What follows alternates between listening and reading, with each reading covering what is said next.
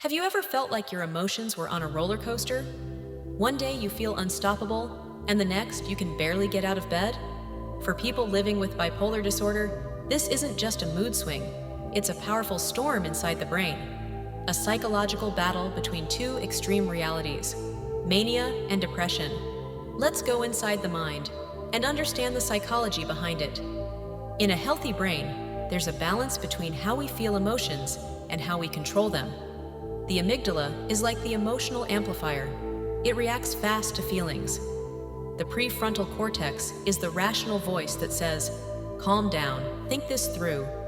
But in bipolar disorder, those two systems fall out of sync. The amygdala becomes overactive, like a speaker blasting too loud, while the prefrontal cortex struggles to quiet it down.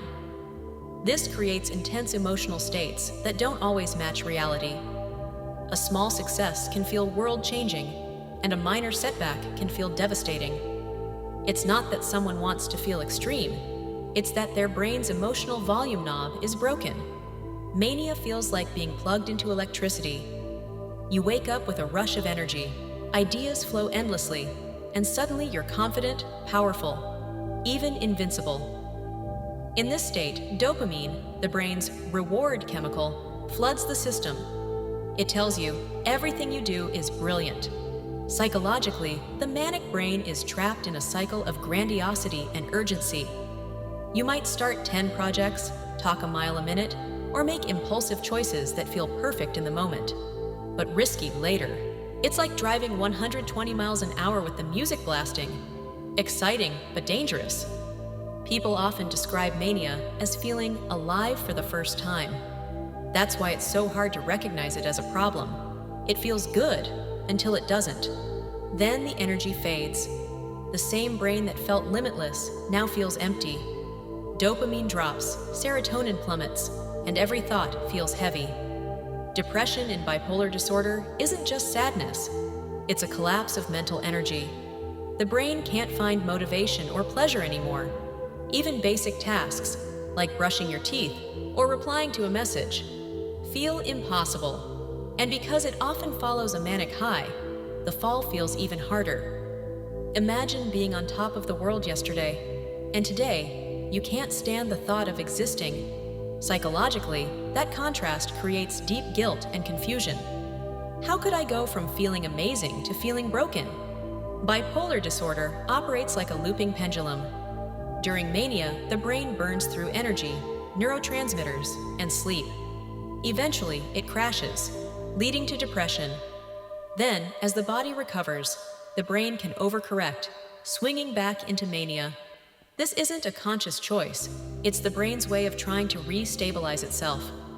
Unfortunately, things like stress, sleep loss, or emotional triggers can push the pendulum faster. That's why one night of lost sleep or a stressful event can sometimes spiral into an episode. The psychology here is about imbalance.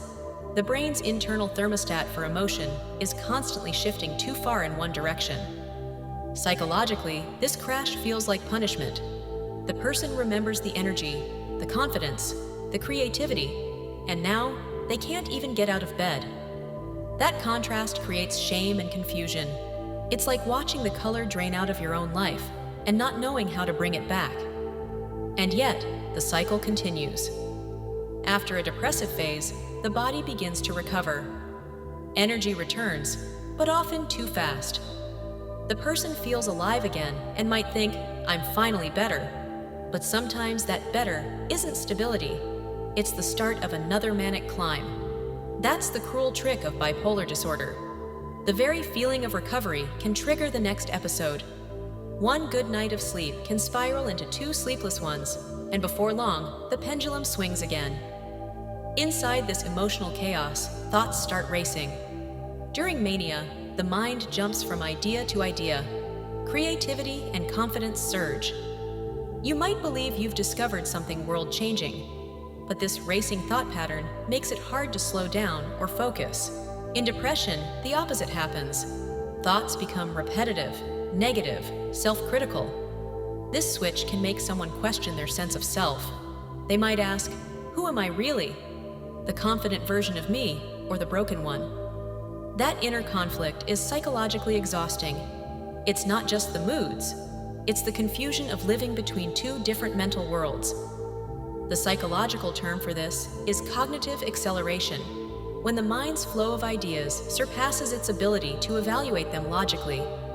You feel confident, creative, and in tune with the universe, but your judgment becomes impaired. The world feels limitless, but that's the dangerous illusion of mania. Then, when depression sets in, the same mind that felt limitless becomes trapped. Thoughts slow down, or worse, they repeat in endless negative loops. You replay your manic behavior, your words, your mistakes. The brain that once overflowed with self-belief now fills with self-doubt and shame. It's not just emotional, it's cognitive whiplash. Your sense of self shifts so violently that you start questioning what's real. This is what psychologists call identity fragmentation, the struggle to form a stable sense of self when your emotional states keep rewriting your personality. In mania, you might see yourself as powerful and capable of anything. In depression, you might see yourself as worthless and incapable of everything.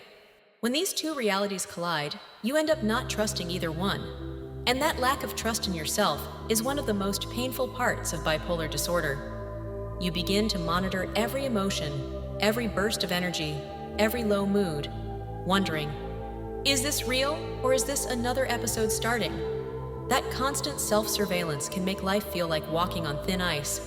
Even happiness can be scary, because what if it means mania is coming back? Now, even though bipolar disorder is classified as a psychological disorder, it is also rooted in biology. Genetically, bipolar disorder runs in families, meaning the brain's emotion regulation systems can be inherited. But environment plays a huge role too. Early trauma, chronic stress, or emotional instability in childhood can train the brain to stay on high alert. When that brain enters adulthood, it reacts to life's ups and downs with extreme emotional amplification. So while biology may load the gun, environment pulls the trigger. To truly understand the psychology of bipolar disorder, imagine living in two completely different worlds. In one, everything shines. The world feels full of purpose, love, and potential. In this state, everything connects. Your mind feels powerful, creative, limitless. The brain is drenched in dopamine and norepinephrine, the chemicals that fuel reward, confidence, and focus. You feel like you've finally become the person you were meant to be. You can stay up all night working, talking, creating, and the exhaustion doesn't hit. It's not arrogance, it's a chemical illusion of perfection. In the other world, the colors fade. Even the things you care about feel meaningless. Colors dull, music feels flat, and the things that once made you feel alive now feel empty. This is the depressive reality. And it's not just sadness, it's a total collapse of emotional energy. Psychologically, this shift is devastating because it's not just about losing energy, it's about losing identity. You start to wonder, which version of me is the real one? The person who believed they could do anything, or the one who can barely move? It's like living two completely different lives in one body. Many people describe it as chasing the light and fearing the dark. That's the manic or hypomanic state of bipolar disorder. And psychologically, it's intoxicating. During mania, you make decisions that the depressed version of you can't understand. Spending money, starting projects, saying things that now feel foreign or embarrassing. Then, in depression, you carry the guilt and confusion of your own past actions. That guilt becomes a powerful psychological weight, because deep down, you remember what it felt like to be the other you. You remember the confidence, the happiness, the passion, and now it's gone. That memory makes the depression feel even heavier, and that's what makes it so psychologically painful. It's not just about feeling high or low, but about constantly remembering what it felt like to be the other version of yourself. It's not just emptiness, it's mourning the person you were just a few weeks ago. This inner conflict can fracture your sense of self. Many people with bipolar disorder describe feeling like their mind has two separate authors, one who writes with fire and one who writes with ashes. And every episode, every swing between those two, leaves behind emotional scars, confusion, regret, and a quiet fear of what might come next. Psychologically, this creates what therapists call identity dissonance, the painful feeling of being unable to trust your own mind. But here's the deeper truth.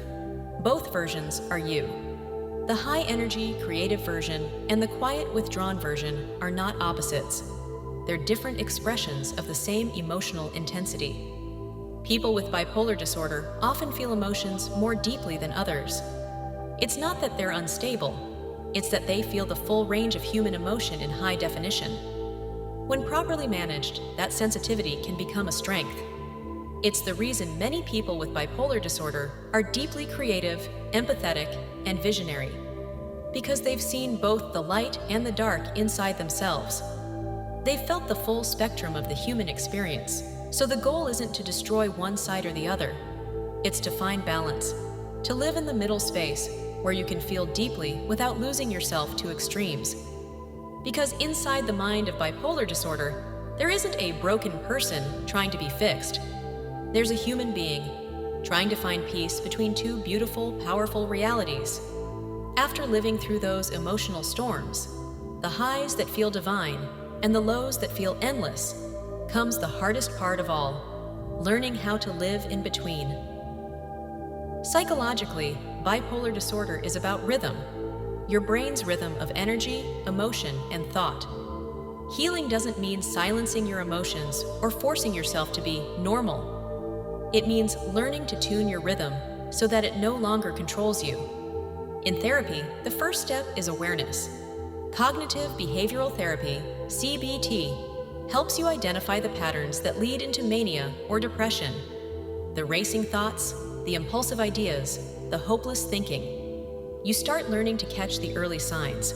That kind of awareness is powerful. It turns what used to be chaos into predictable patterns, and once you recognize the pattern, you can change it. Next comes mindfulness, the art of slowing down. When your thoughts start racing, mindfulness helps you pause long enough to breathe and realize, this feeling is strong, but it's not permanent. That single realization can save someone from spiraling.